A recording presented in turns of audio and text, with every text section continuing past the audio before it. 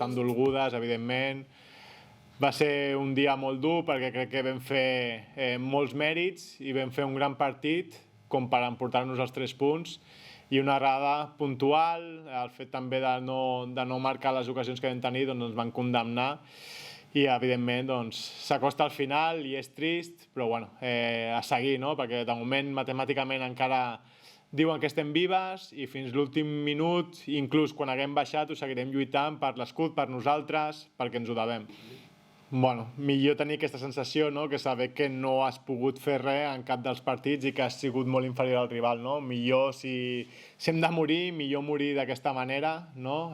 Lluitant fins al final, podent competir contra aquests equips, que no amb unes altres sensacions. Al final, ja ho he dit abans, ens ho devem a nosaltres mateixes per les 2 temporades que portem, perquè aquí hi ha gent que porta molt de temps treballant pel femení, per l'afició, ens mereixem lluitar fins l'últim minut i, com ho he dit abans, encara que estiguem descendides matemàticament, seguirem lluitant i que ningú es pensi que jugar contra Europa serà que li regalarem cap punt, no? Ni molt menys. La gent pot pensar que és un fracàs, no? Que el femení baixi de categoria aquest any, però jo ho veig com una experiència increïble, que ens ho hem guanyat per aquestes 2 temporades que hem pujat i també et demostra en l'escenari on jugaràs realment a quin nivell estàvem, no? Recordo que el masculí va ser un dels fundadors, que va estar 3 temporades a primera divisió, i la gent no ho mira com un fracàs per fet d'haver estat 3 temporades a primera divisió i ja no tornar-la a tocar, no? Amb el pas del temps crec que es valorarà molt més el que s'ha aconseguit i el que s'ha fet i a on estàvem. Passa que ara, com que és tot molt recent, doncs sembla que sigui un fracàs, no? Però per allà han passat equips com el Milan, la Juve, el Madrid, el Barça, per aquell estadi, ara anirà a l'Europa, doncs a gaudir-ho, però evidentment volem gaudir-ho competint, no? No volem que ser la invitada a l'estadi del Depor i que ens ballin, no volem competir-ho. No sabem si quan comencem el partit estarem ja a segona federació o no, depenent del que faci Atlético de Madrid, però està clar que passi el que passi sortirem a competir-ho i intentar acabar amb les millors sensacions possibles per nosaltres, per l'escut, per l'afició i per tothom qui ha estat sempre recolzant el femení.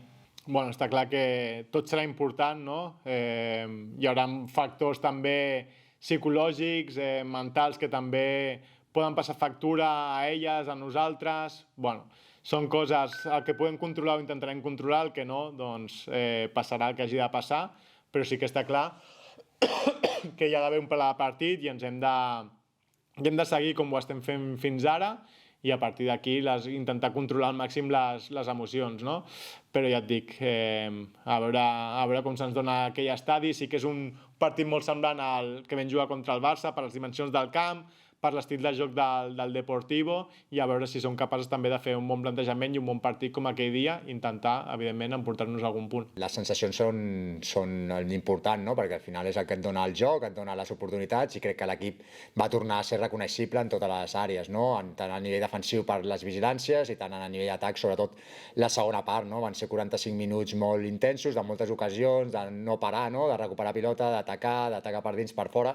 Per tant, l'equip va tornar a ser mateix, no? I sobretot també porteria zero, que també és important. L'única nota negativa doncs és això, que no vam aconseguir els 3 punts, però segur que amb aquest camí i amb aquesta manera de fer del diumenge passat doncs ens aproparà també a ser més solidaris, més sòlids a nivell defensiu, i en atac doncs, ens va faltar l'encert, que segur que el tornarem a tenir a Saguntino, i amb la idea aquesta d'intentar-ho i de guanyar allà. Arriba la part més difícil de la temporada, on tant els de dalt per assolir el play-off o guanyar la Lliga, i després la zona que mitja baixa, on s'estan jugant moltes coses i un punt és valuós. Per tant, cada partit és important. Ara ens queden 6 finals i les hem d'encarar com això, intentar guanyar el màxim possible i col·locar-nos el més a dalt possible. Tot i així, hi ha partits molt complicats, com tots els que queden, i anem a Saguntino a intentar guanyar. No van iniciar molt bé, després han tingut fases de que han sortit, però és que és veritat que la zona aquesta està una miqueta, que encadenes un parell de resultats, sembla que surts,